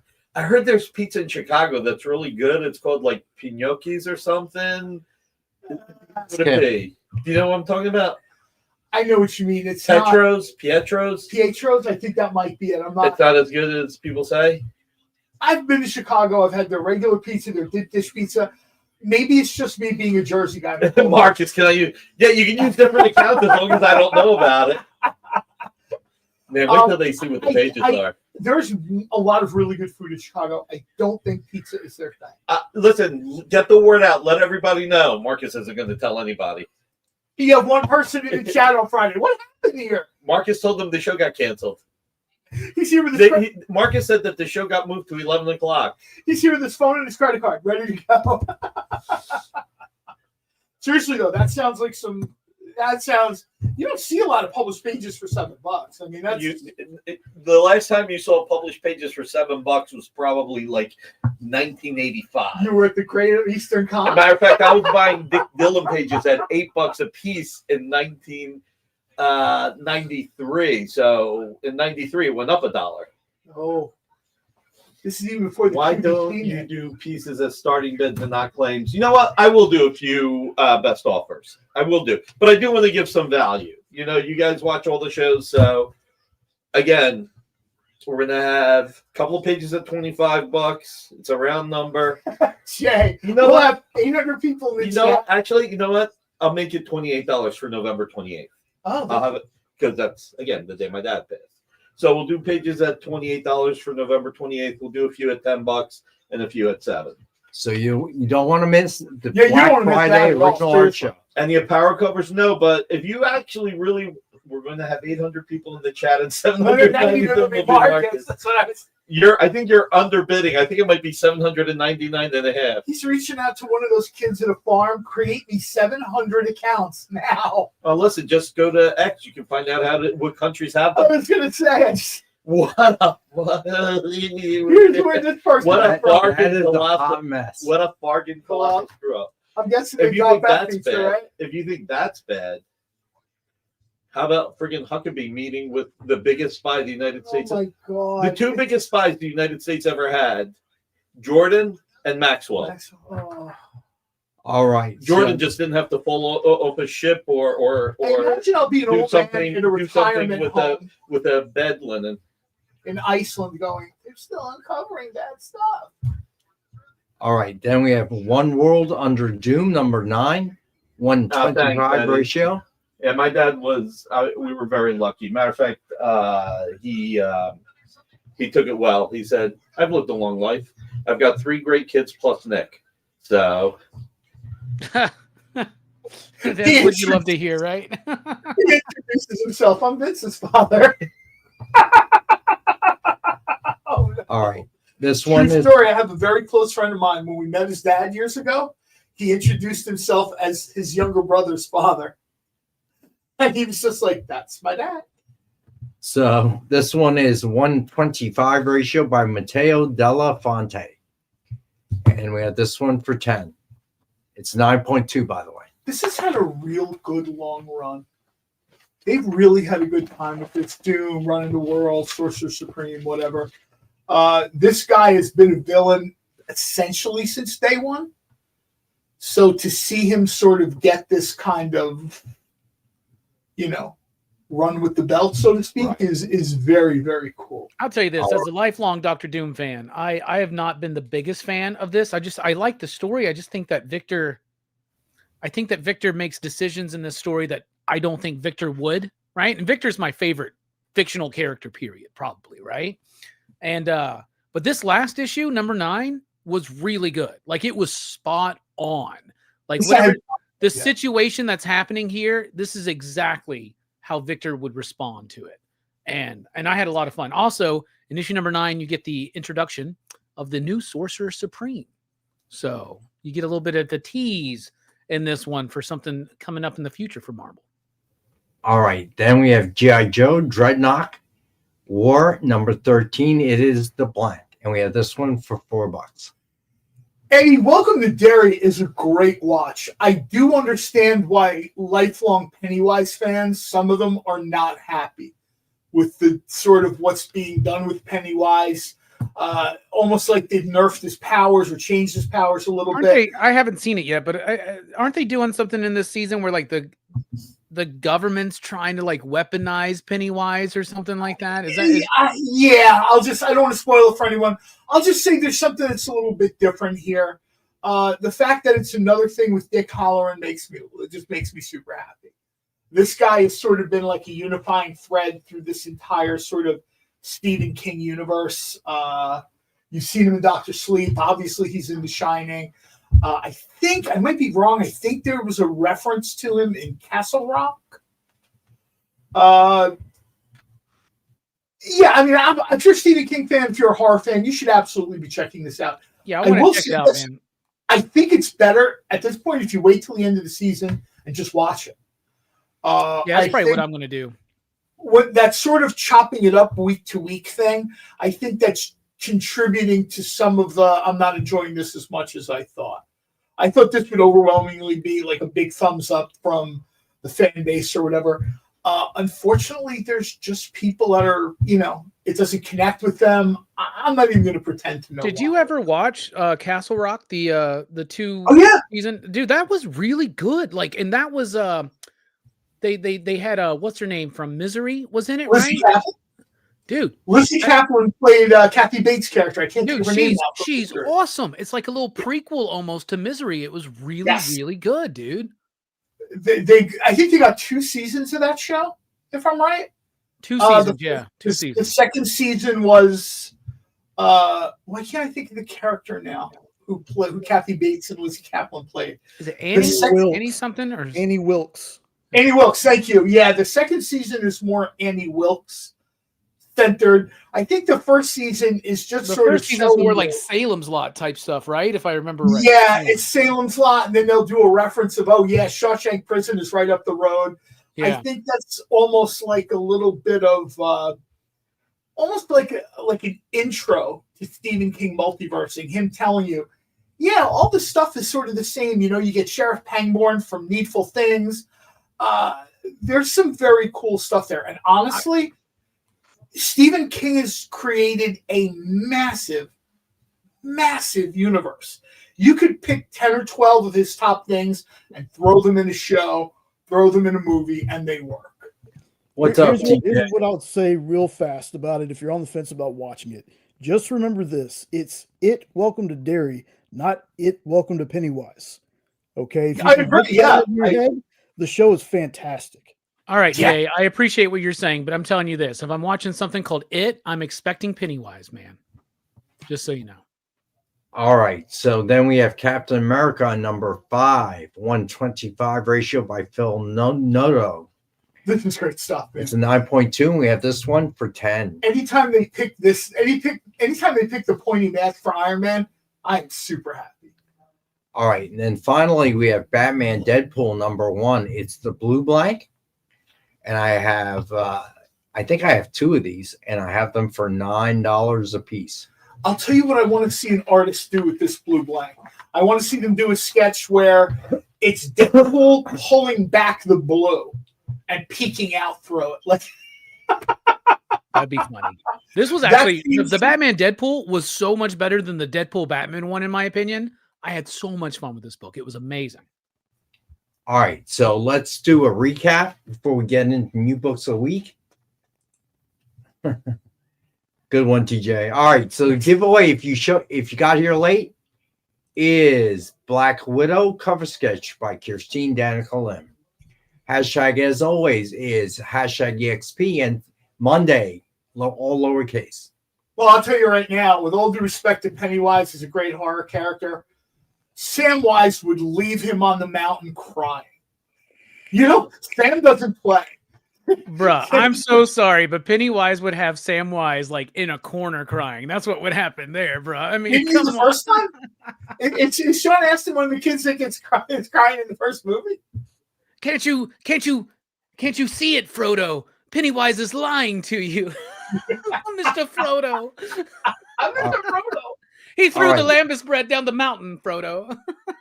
Oh man, no potatoes for you, clown. All right, Let's taters. Then we have Dynamite 10-pack reader set, as always. 10 random Dynamite titles, $3.99 cover price or higher. As always, we have it for $5. Then the DF Mystery Box, 2 CGC 9.8s or 2 metal covers, or one of each, up to you. 1 virgin, 1 signed, 1 exclusive, and 10 back issues. $200 retail value guaranteed, and we've got it for $85. That's a good point. I don't know if Pennywise is going to put in the walking miles, man. I got to believe after a while he's going to be like, wait, we're still walking? No, come on. I can't do it for you, Pennywise, but I can carry you. All right. So then we that got makes Jeff. sense too. Like with the giant spider, maybe that was Pennywise. You don't even know, right? Sheila or what is Sheila? What's her name? Shelop or whatever, the big spider in Return of the King. I should know the name of that spider because we're going to be talking about it tonight, but I don't. You might want to check Google real fast, man. Yeah, before right. you go Like Shelob or something like that, right? Isn't that what it is? Yes, I think. Pennywise then will we be have- nickel-wise. Jeff the Land Shark, #1 with Venom Land Shark by Tracy Medina. MSRP of $149.99. We had it $65. I lowered that to $55. I know it wasn't Tony Shalhoub. That was I told when he asked what the spider's name was, I was going to say Shalhoub, and then Tony Shalhoub pops into my head, going, "Really? Come on, man!" So that was not the right answer, but All right. Then we have Superman Unlimited. #1 was Superman cover sketch by Dan Eilinger. MSRP of $149.99. We have this one at $55. Then we have Luke Cage Power Man cover sketch by Joe Del Beato and Mariano Nicieza. MSRP of $149.99. And we have this one at $55. Then this is a best offer book, Batman's Strangest Cases, Treasury Edition by Carl C.K. Kent and Mariano Nicieza. MSRP of $179.99. It is a best offer starting at $15, and Unknown has already put in a claim at $15 for the best offer. So this will remain open until right before we pick the winner. We spin the wheel to pick the winner of the giveaway. All right. Then we have The Monster and the Wolf, #1. And we had this one for $15. Then we had The Fresh Pooh of Bel Air. We had this for There's $10. no way you're gonna say that without me laughing, dude. I'm sorry. hey, man. Then we have Batman #47. Harley's Little Black Book, and we have that for $5. Then we have Army of Darkness, Xena Warrior Princess #1, and we have that for $5. Eddie, I think Mariano finally ran out of his pink markers. That's what I think. So Then Amazing Spider-Man #800, and we have this one for $5. and Preston's saying Rex won't say moi moi, but Fresh Poo is okay. You got that right. Then Edge of the Edge of Spider-Verse #1, and I have this one for $5. Edge of the Fresh Poo. Then Transformers #19, 125 ratio by Steve Beach. Have this one for $10. Then Energon Universe 2025 special #1, 110 ratio by Connor Hughes, and I have that one for $5. Then we have Army of Darkness, Bubba Hotep #1. And it's a square bound book, and then we have this one for $50. Then My Little Pony, Friendship is Magic #100. And I have that for $5. Next up, we got Elvira in Horrorland #3, Metal Virgin cover by Dave Acosta. MSRP of $100, and we've got this one for $50. This book needs to come back every show. And then Draculina #5, Metal Virgin cover by Colette Turner. Retail of $100, and we've got this one for $50. Then Dynamite Never Dies #5, Premium Metal Virgin cover by Arthur Sudan. MSRP of $100, and we have this one for $5. Then Space Quest number 4, Premium Metal Virgin cover by Joshua Middleton. MSRP of 100, and we have this one for 75. Then Space Ghost number 1, Metal Virgin cover by Francesco Mattina. MSRP of 100, and we have this one for 75. Then Red Sonja versus the Army of Darkness number 5, Metal Virgin cover by Tom Rainey. MSRP of 100, and we have this one for 50. Then Red Sonja versus Army of Darkness number 4, Metal Virgin cover by Tom Rainey. MSRP of 100, and we have this one for 50. Then finally, Captain Planet number 3, Metal Virgin cover by Chad Hardin. MSRP of 100, and we have this one for 75. Then the ratios, Batman number 3, 125 ratio by David Aja. It's 9.4 to 9.6, and we have this one for 10. Then Amazing Spider-Man number 16, 125 ratio by Giuseppe Camicoli. It's 9.4. It is the Legacy number 980, and we have this one for 10. It's a 9.4. Then One World Under Doom number 9, 125 ratio by Matteo Della Fonte. It's 9.2, and we have this one for 10. Then G.I. Joe Dreadnought War number 13. It is the blank, and we have this one for 4. Then Captain America number 5, 125 ratio by Phil Noto. It's 9.2, and we have this one for 10. And then finally, Batman Deadpool number 1, the blue blank. And we have this one for 9. All right. So the new Disney books coming out on Wednesday. Hey, before we get to that, Unknown had a question. Shoot.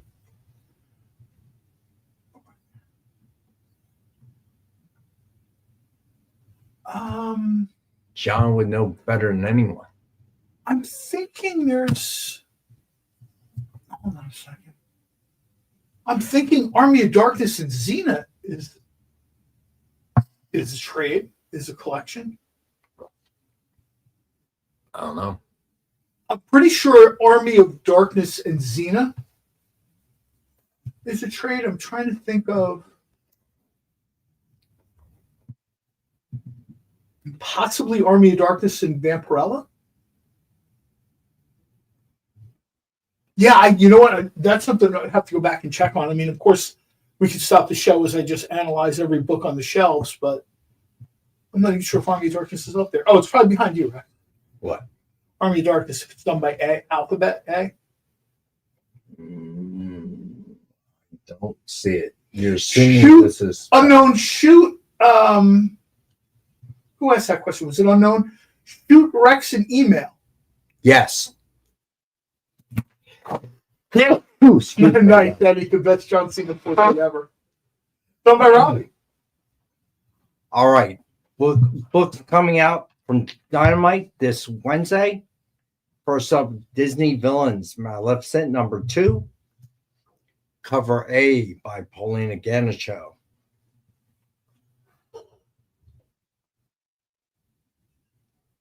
Then we have cover B by Elmer Santos.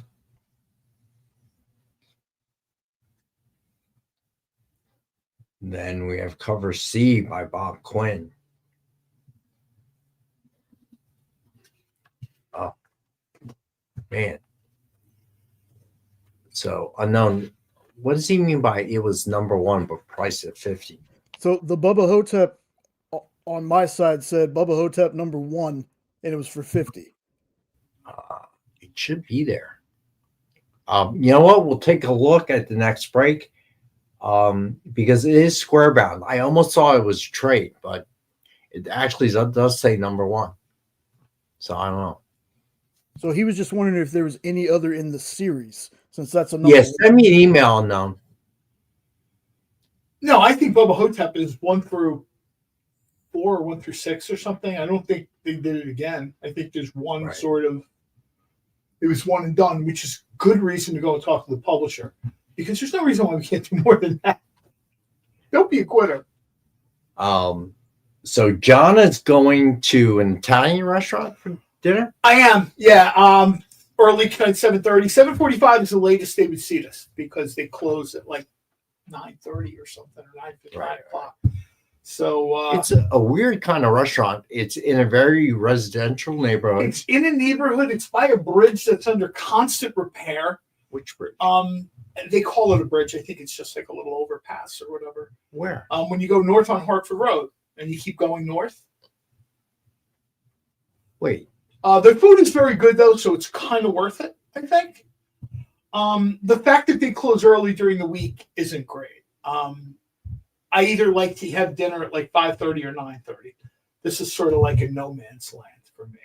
Yeah. But I wanted to take a quick second to wish everybody a happy Thanksgiving. Absolutely check out Robbie's show, all the other shows. Glad to see everybody in all the time.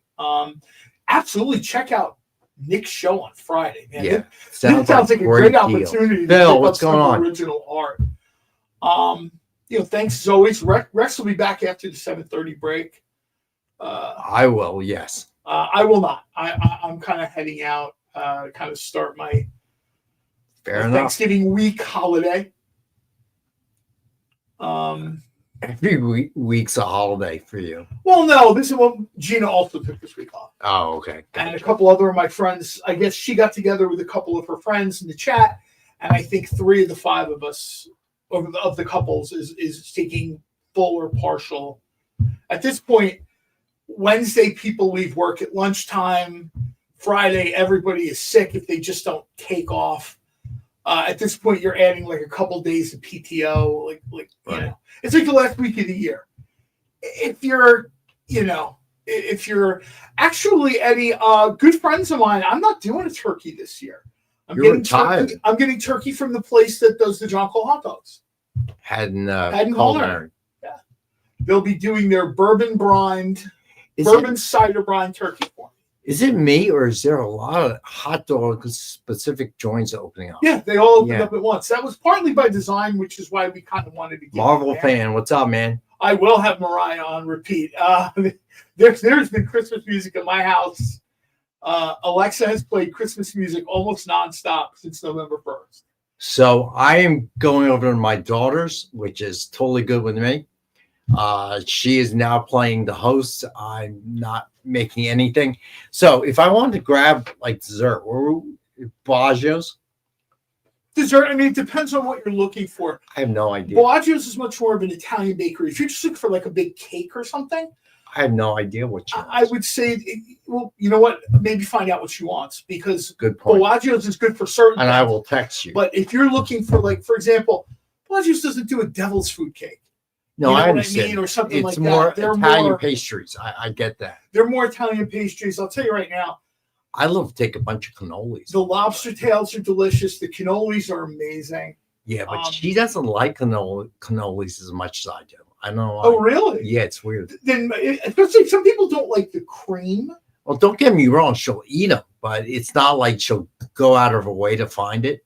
Whereas for me, because that one pizza place in Medford or near Medford, Levita's, they make, is it Levita's or no, Labella's. Labella's. It makes the big mango size pizza. They make what's called like boardwalk size. Like the slice is bigger than your head. Okay, that kind of massive slice. I heard somebody mention something about gobblers, and I heard somebody mention something about hot dogs.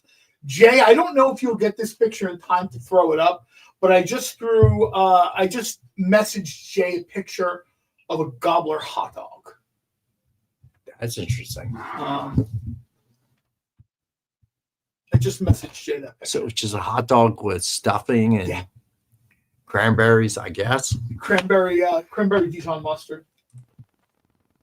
All right. Got it. Just waiting for it to upload. I'm gonna show this off before we go on break because what? Yeah, I was gonna say throw it up there again. I commented ago. I think we also have to take our 7:30 break. We do. There it is. Oh, holy cow! Look at that. Good, doesn't it? Yeah, I mean, unfortunately, this got put together too late for Haddon Culinary to do this year. Haddon Culinary probably will do it in the future. Right. That looks good. So John's secret to being a chef is get good bread and just pile crap in it. Oh yeah. I'm very much your secret. I'm very much like a one gimmick guy. Everything has been sandwiches my whole life. Find somebody who makes really good bread and then just do whatever. In the 90s, I was right there with the Rutgers guys. Let's get a hard roll and let's throw in hot dogs and chicken fingers and mozzarella sticks and tater tots and some kind of spicy sauce and send it out there. All right. So, John, have a good dinner. I will. Wife and friends. Everybody, hopefully I'll see everybody next Monday. I should be back. I hope so. I should be back. Happy Thanksgiving, John. Robbie, Jay, thank you as always for making me look not quite as bad as I look in real life. All right. So we're going to take our last and final break, and we'll be back minus one John. Hang out. We'll be right back. 3 minutes. So, the show is called The Geek Chat. And really, there's just a couple of geeks. I'm Rich. I'm Dez. And we are your hosts for this weekly guide into comic bookery and all the geeky stuff that goes with it. And that pretty much says it all. They talk about the latest movies and shows. Okay, I'll be completely honest with you. Overall, D+ movie. So the end. Did you know who that is? That's She-Ra, yeah. Yes. The new #1 comics of the week. We rep Samuel Jackson and we rep Mace Windu. I passed on this. I was like... No regrets. No regrets. I really wanted to like this book. I really did. Like, I really did. And just chat with each other. And with you. Oh, Daniel says, I dosed off with the first one. I have zero interest in the Joker Harley ship, not Harley herself. Enjoy, not for me. Yeah, this movie's going to be rough for me to sit through, I'll be honest. The Geek Chat, Thursdays at 8 p.m. Eastern. Just a couple of honest geeks. Let's be honest. Come on. And that is why people watch us, because we're honest. Giving their honest opinions. And the thing you always have to remember about the internet is everyone has an opinion, and they all suck. Part of the experience.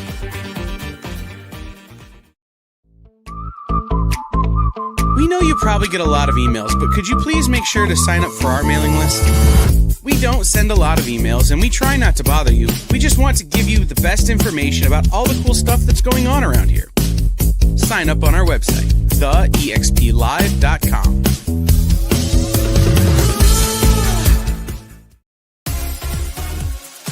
Did you know that Arthur, King of the Britons, in Monty Python and the Holy Grail was played by a famous Graham? Check out another famous Graham by following our Instagram.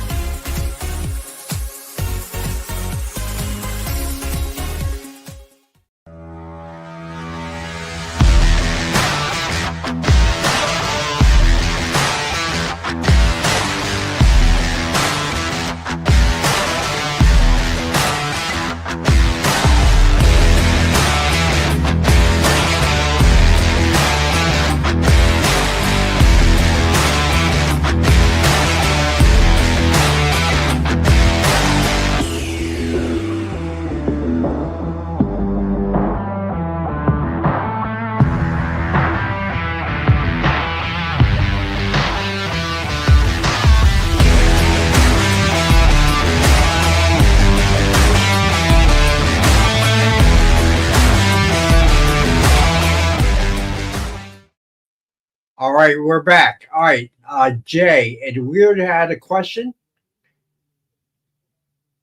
Yeah, I was typing it out. No, actually, enjoy PCP movie night after this. After There you go.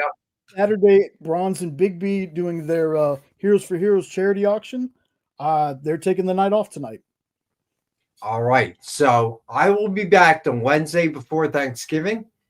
And of course, on Black Friday, Nick will have his, sounds like a serious bargains for original art. So that's 7 p.m. Eastern. And Wednesday, I'll be back on at 7 p.m. Eastern.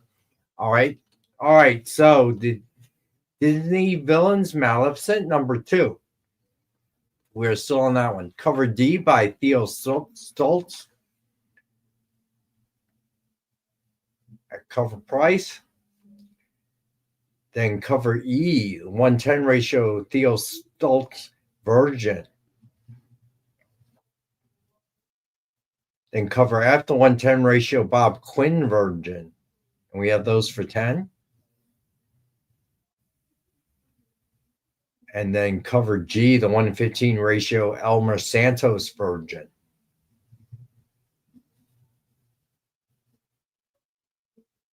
And then cover H, the 1:15 ratio Paulina Ganicho Virgin.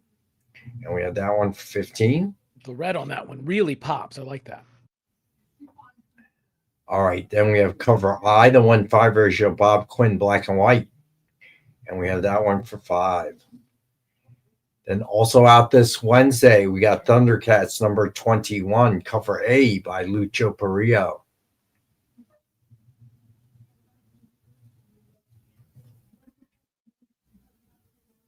Then we have cover B by Declan Shalvey.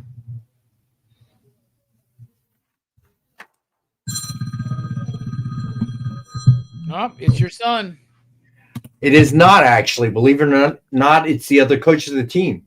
So he's calling me about something, so I'll have to call him back as soon as the show's over. It's got to be pretty important. He doesn't usually call. So hopefully that means one of two things. Either he got someone new to join the team, which is a good thing, or someone quit. That's a bad thing. So it could be one of the two, but it's definitely something important. Otherwise, he wouldn't call. He just texts me. So well, you were talking about how poor that team was doing. So if somebody leaves, is that not a good thing too? Well, only if you can replace them. But I want to say that there has been some. So I figured out what was wrong with one player.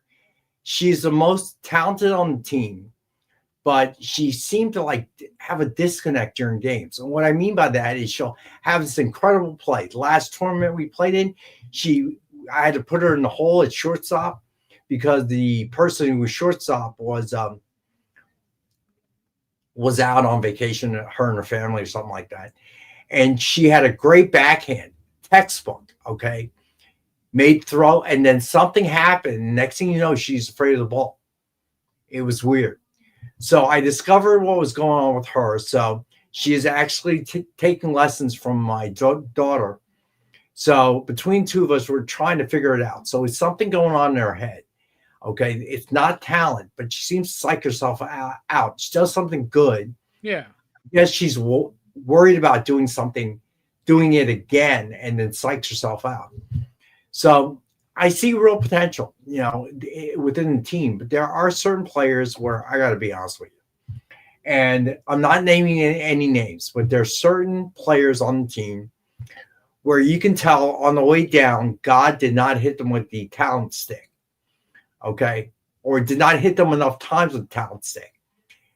One of them tries real hard. The attitude is right, but I'm just watching this, and I had my daughter kind of look at her working out at practice one day, and she agreed with me. It's just, there's no amount that I could do, in my opinion, that will get her to that point. Yeah. Here's something I'm curious about, Rex. Like your pitching staff, do you have dedicated starters, dedicated relievers? How many pitchers do you have on your team? So first of all, you're talking about 12U. If you have more than 2 pitchers, you're already doing good. Okay. So the concept of starter reliever doesn't quite work in softball, youth softball. Okay. So you have to prepare to do either. Okay. Now, what I like to do, and I've tried to pitch the whole 9 innings.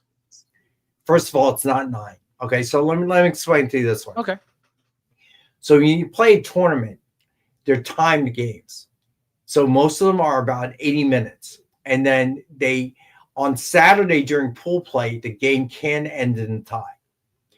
Okay, believe it or not. Now, the reason you go, well, why do they time it? Because a normal softball game should be 7 innings, right? Because when you're running a tournament, you guarantee that they play 3 on Saturday, pending weather, and then it's bracket Sunday, and you play until you lose, right? So in order to guarantee a minimum of 4, then you have to have time games, because otherwise one game could go on forever and throws your whole schedule for the day off, because there's usually another 2 teams that are waiting to use the field that you're on. So you have to time them. Do I love it? No. If I coach against people that kind of use the clock like we were in the NBA, so that's kind of not great. But it is what it is. You know, the only way you can get that many games, and people go, well, you should play 7, whatever. The thing about it is, I think it benefits the girls if you play different teams, okay, and play different skill levels. So you don't necessarily want to play more innings. You want to play more teams, in my opinion. So that's why. So what I like to do is I like to use 2 pitchers in one game. So not give you the same look, because pitchers are usually different.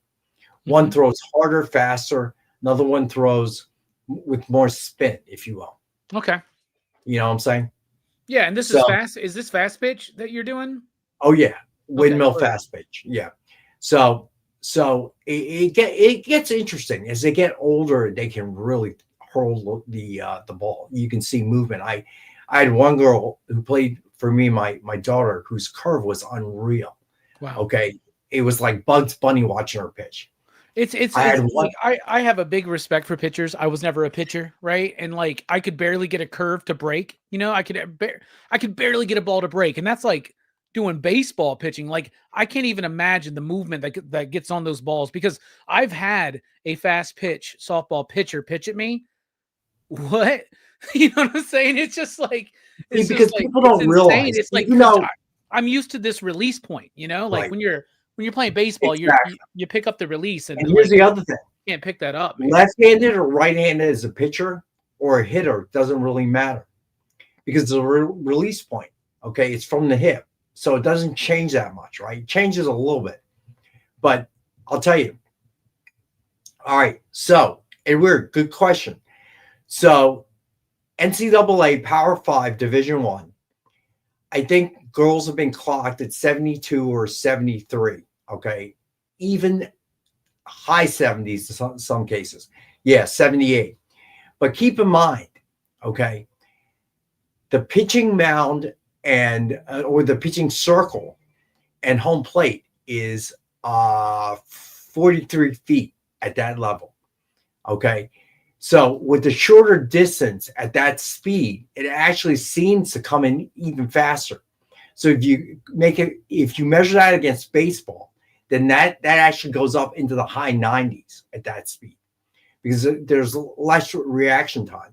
And you're talking about 60 feet between bases, whereas it's 90 in baseball.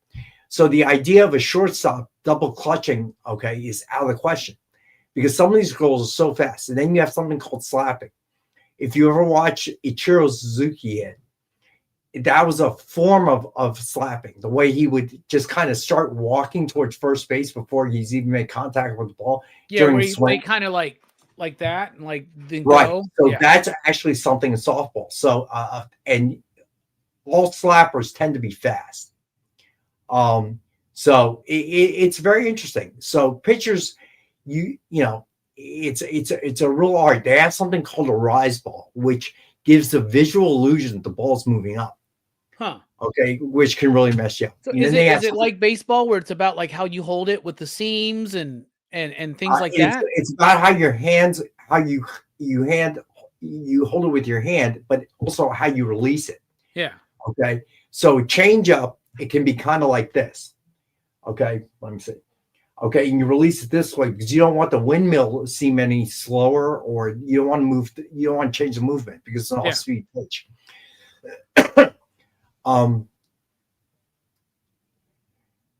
Yes, they were in fast pitch. You can bunt, and actually the bunt is used quite frequently. So you have to be able to play defense against the bunt. Yeah, exactly, Corey. Bunting is a huge part of the game. So if a team bunts on us and we can't cover it, what generally happens is they'll keep bunting until we can, and that's how we practice. Because I tell the girls, if you don't stop them, they'll just keep bunting. Okay, There's nothing we can do because they know. As a coach, I would do the same. Okay, if we're hitting and I see that you guys can't field the bunt, I will tell all my girls to bunt. Even the power hitters, just keep bunting until they can stop us. Because why wouldn't you? So it's a different mentality from baseball.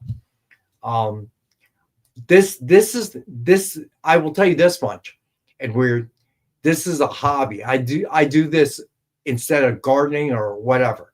Okay, so yes, I do. I spend a lot of time doing that. So the 18U team I was coaching last year, some of the girls have began to commit. The colleges and other make their choices and things like that. So it's a great time. Eddie, I would totally recommend watching girls softball. Like especially like when the College World Series is going on, like the softball, like it's insane. It's insane. Intense. I have a niece who's really good, and she's a pitcher too. So maybe I should talk to her on Thanksgiving and be like, show me some of these moves, because it's definitely so crazy. Definitely. I can't even imagine how getting. Old is she? How old is she? She's 18. She just went into college. She got a scholarship for it. And to play, yeah. Where's she playing? She's playing at a local school, Oakwood University. Okay. Little Richard went there, actually. He's actually buried over in they got a seminary. It's a very famous, like historically Black and Adventist school. And Little Richard went there. But so she got a scholarship there to play, and she's a pitcher, and she's also a really good hitter. But like, I don't know, I can't even imagine getting movement from the ball with that release, like from down. It's so crazy, man. It's so nuts to me. Yeah, it's tell her you work with someone who is whose daughter played in college, who coaches now, and I will. You want to know, Robbie? You know how to get in touch with me. Yeah. All right. So good point. All right. So let's get through the books. All right. Thundercats number 21, cover C. We are on the Jay Lee variant. And then we have cover D by Drew Moss. And then cover E, Marcus's favorite, Mannix. I love his tarot card, like, kind of reinterpretations with the Thundercats. Yeah, covers. I see what you're saying. Yeah. They're so great. All right. Then we have cover F, the Drew Moss action figure variant. Yeah, Corey, Preston, not only is Thundercats up to issue 21, but Thundercats Lost is up to like issue 12 or something. There's been a bunch of one-shots, and there was a Chitara miniseries, and there's a lot of Thundercats product out there from Dynamite, and it's all pretty solid. All right. Then we have cover G, the 110 ratio Drew Moss action figure Virgin.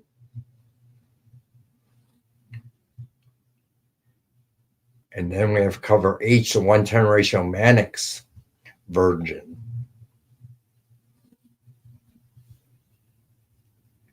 And then cover I, the 110 ratio Drew Moss Virgin.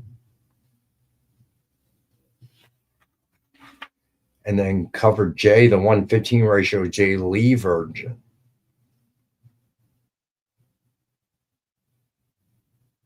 And then cover K, the 115 ratio Declan Shalvey Virgin. And we have that at 15. Then cover L, the 115 ratio Lucho Perillo Virgin.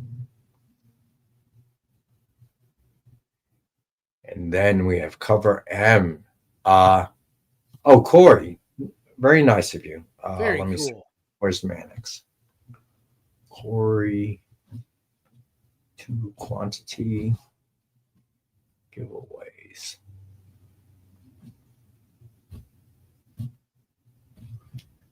All right.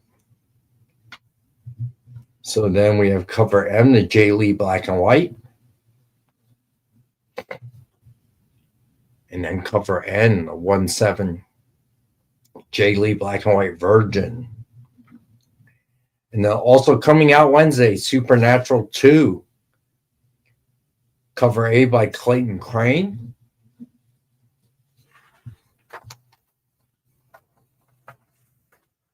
Cover B by David Cousins.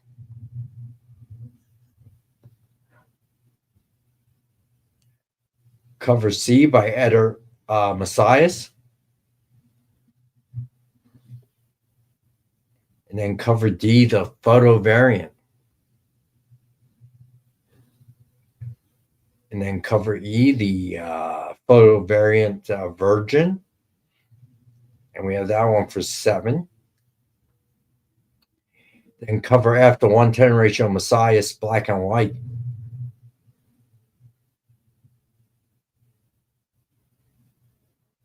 And then cover G, the 110 ratio David Cousins Virgin. Then cover H, the 115 ratio Eder Messias black and white Virgin. Then cover I, the 120 ratio Clayton Crane Virgin. Cover J, the 125 ratio Eder Messias Virgin. And we have that one for 25.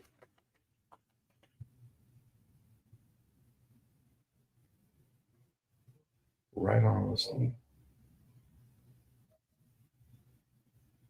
Lorena, are you asking if we have slabs of Dynamite books?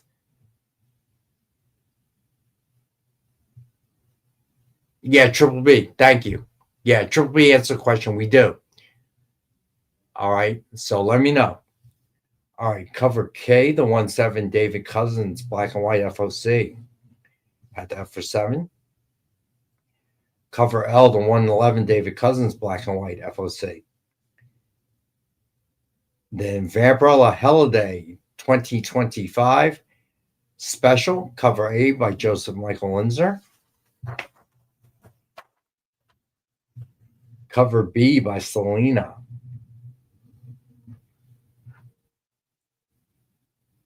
Cover C, cosplay. Cover D, the 110 ratio Linzer black and white. Cover E, the 110 ratio cosplay Virgin.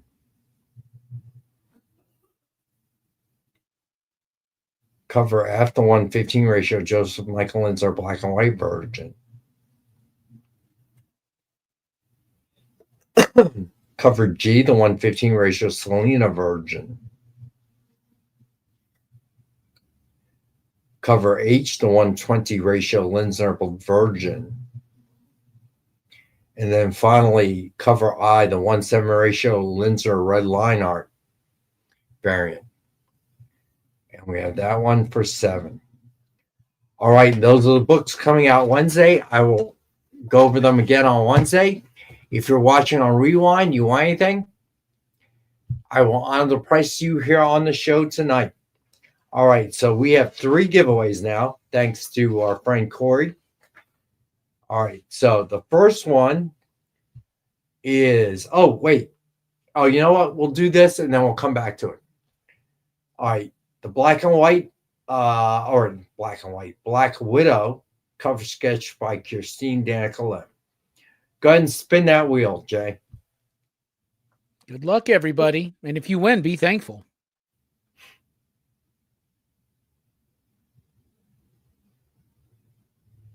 I'm excited for my dinner of jelly beans and pretzels and popcorn. Okay, Charlie Brown. Hey. James. Oh, cool. Congrats, James. James, I hope you're still watching because I don't know if we have your info. So I'm going to need you to fill out the submission form so we know where to send the giveaway. All right, so now we have 2 of the Thundercats number 21, cover H, 110 ratio, Mannix Virgin. Oh, wait. So, wait, Corey, you can spin it. Corey, are we doing the Virgin or the regular trade dress? I think it was the Virgin one. Oh, and look at that. Marcus. The Mannix nut wins the Mannix cover. All right. That's lucky. All right. That's fate. All right. So second spin for the second one. Oh, Corey wins this one. And Weird, who I hope is feeling better. All right, congrats, guys. All right, so now we have to do the best offer. So far, Unknown is in the lead at 15. It is Batman Strangest Cases Treasury Edition by Carl C.K. Kent and Mariano Nicieza. All right, I'm going to put a 30-second clock on it. If anybody wants to jump in, otherwise, Unknown will win it for 15 people. I love how Ed Weird said that the giveaway was rigged till he won. Then he was like, okay, never mind. All right, here we go. Gonna start the clock. Hold on. All right, here we go. So anybody who wants to outbid Unknown or make a claim, best offer at 15.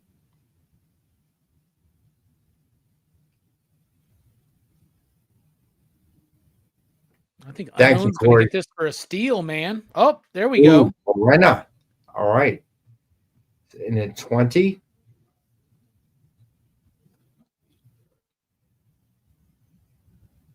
Last chance, people. I'll give it another 30 seconds. Just to be fair. Unknown's at 25. Oh, yeah.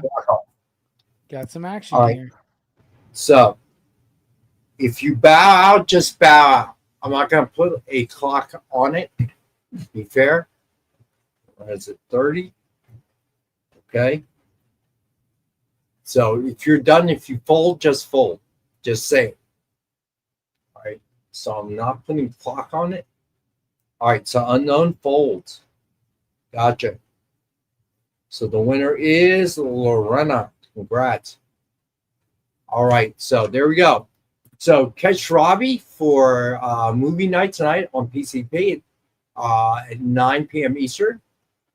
Okay. I will be back on Wednesday at 7 p.m.